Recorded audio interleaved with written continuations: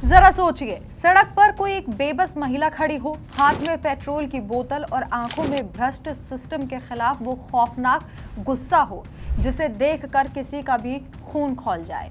क्या कोई सोच सकता है कि सियासत की सनक और अपनी जमीन की भूख किसी मासूम को इस हद तक लाचार कर देगी कि वो खुद को जिंदा जलाने पर आमादा हो जाएगी? जी हाँ, बंगाल की माटी से जो रूह कपा देने वाली तस्वीर सामने आई है, जिसने एक बार फिर से ये साबित कर दिया कि टीएमसी का सिंडिकेट राज जनता के लिए कितना बड़ा नासूर बन चुका था। नदिया जिले के शांतिपुर की ये तस्वीर सोशल मीडिया पर आग की तरह फैल रही है। हालांकि ये वीडियो कब का है, हम इसकी प्रामाणिकता और समय की पुष्टि नहीं करते हैं, लेकिन महिला के चीखे और उसकी हताशा चीख चीख कर टीएमसी के पापों की गवाही दे रही है। अब आप सोच रहे होंगे कि आखिर माजरा क्या है, क्यों एक महिला को आत्मदाह जैसा आत्मघाती कदम उठाना पड़ा?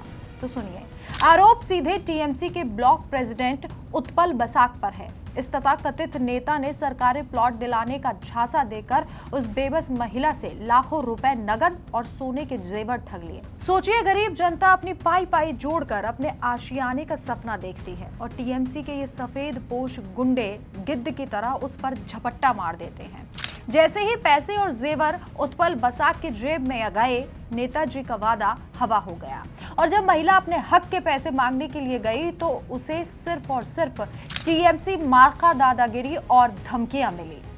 हताशा की हद पार कर चुकी इस महिला ने आखिरकार इस भ्रष्ट तंत्र के खिलाफ उत्पल बसाक के आलीशान महलनुमा घर के बाहर खुद पर पेट्रोल छिड़क लिया।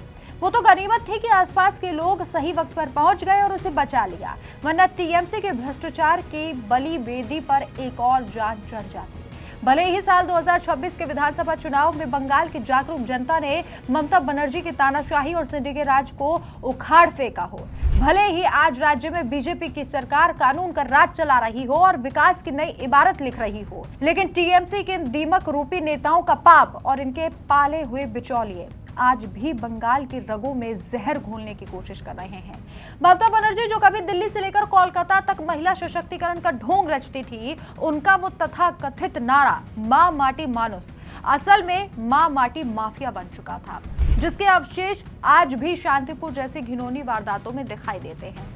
जमीन हो, नौकरी हो या राशन, टीएमसी के राज में हर चीज बिकाऊ थी और उत्पल बसाक जैसे नेता इसी भ्रष्ट संस्कृति के जीते जागते प्रतीक है। यानी पैसे वसूलो, वादा तोड़ो और फिर डराओ धमकाओ या फिर जान से मार दो। लेकिन अब बंगाल बदल चुका है। अब राज्य में वो सरकार है जो अपराधियों को उनकी सही जगह पहुंचाना जानती है, जैसे कि जेल। जो हमारी साफ मांग है कि उत्पल बसाक जैसे भ्रष्टाचार नेताओं पर तत्काल और सबसे सख्त कानूनी कार्रवाई होनी चाहिए। ये बात जनता दोहरा रही है।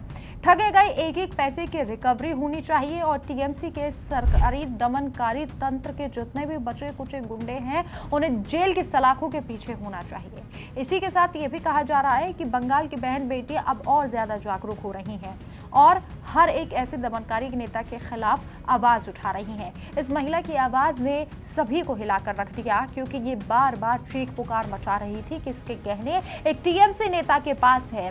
जो पाई पाई उसने जोड़ी थी, जो आशियाने का सपना देखा था, वो सब हवा हो गया, सब मिट्टी में मिल गया और सब एकटक अब सिर्फ बीजेपी सरकार की तरफ देख रहे हैं, शुभेंदु अधिकारी की तरफ देख रहे हैं, क्योंकि न्याय सिर्फ और सिर्फ बीजेपी सरकार ही बंगाल में दिला सकती है। क्योंकि टीएमसी ने जो किया, उसके नासूर, उसके जख्म आज भी बंगाल की जनता को दर्द दे रहे हैं। इस खबर पर, इस वीडियो पर आपकी क्या राय है, कमेंट करके जरूर बताएं। हमारे चैनल को सब्सक्राइब करना ना भूलें। नमस्कार।